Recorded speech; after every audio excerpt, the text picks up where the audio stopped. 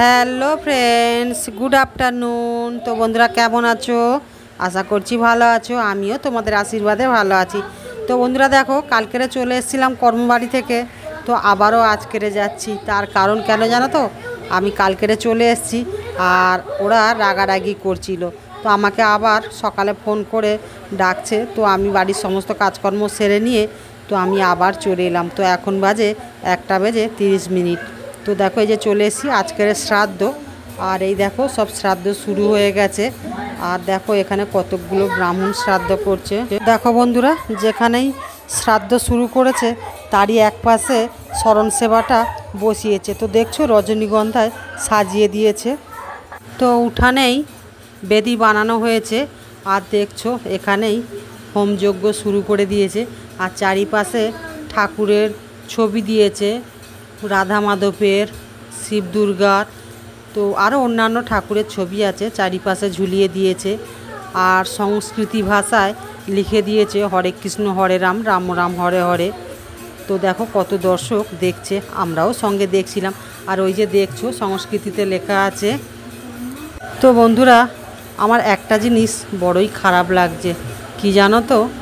যে মানুষটা জীবিত ছিল তখন কত ঝগড়াঝাঁটি, অশান্তি, কত কিছু হতো। তো সে মারা গেছে, তো প্রত্যেকটা মানুষ শোক পালন করছে। তো দেখো আমার পিসি শাশুড়ি গালে হাত দিয়ে বসে আছে। আসলে ওনারই তো ছেলে, একটি মাত্র ছেলে। তো আমারও খুব খারাপ লাগছে। আমি ওনার পাশে এসে একটু বোঝালাম।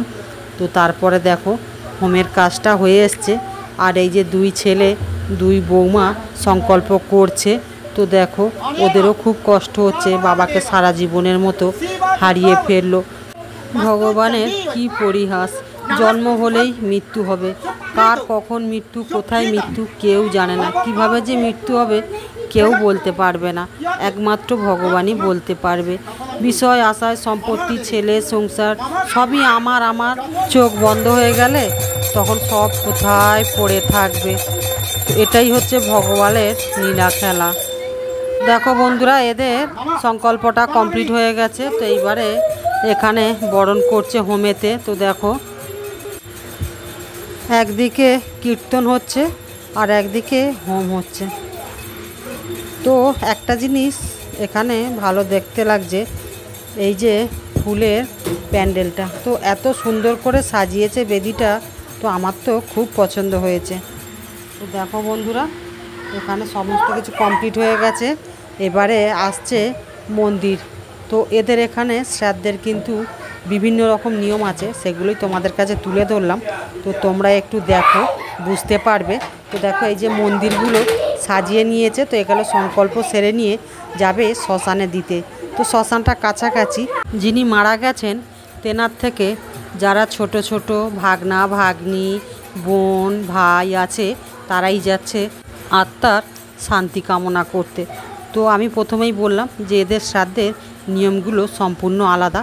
তো দেখো আমি এবারে যাচ্ছি পিছন পিছন একটু শ্মশানের দিকে। তো আমি কখনো এনাদের শ্মশান দেখিনি, তো চলে এলাম এই যে শ্মশানের কাছাকাছি। তো দেখো মাঠের মাঝখানে শ্মশান। তো আমি তোমাদের জুম করে দেখালাম। তো আমি কাছাকাছি গেলাম না, তার কারণ ওখানে গেলে আমাকে স্নান করতে হবে। তো সেই কারণেই আমি কাছাকাছি গেলাম না। তো দেখো পাড়া প্রতিবেশী অনেকে আছে, ওনারা যাচ্ছেন দেখতে। তো বন্ধুরা, ওকেশান বাড়ি মানেই চেঁচামেচি, কথাবার্তা। তো দেখছো কত বাচ্চা চেঁচামেচি চলছে। তো বন্ধুরা কিছু মনে করো না। আর দেখো চলে এলাম এখন সন্ধ্যায়।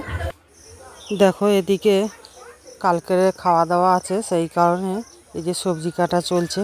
আর আরেক দিকে এই রাতে খাওয়ার জন্য রান্না বান্না হয়ে গেছে। তো দেখো এই যে সবাইকে খেতে দিয়ে দিচ্ছে।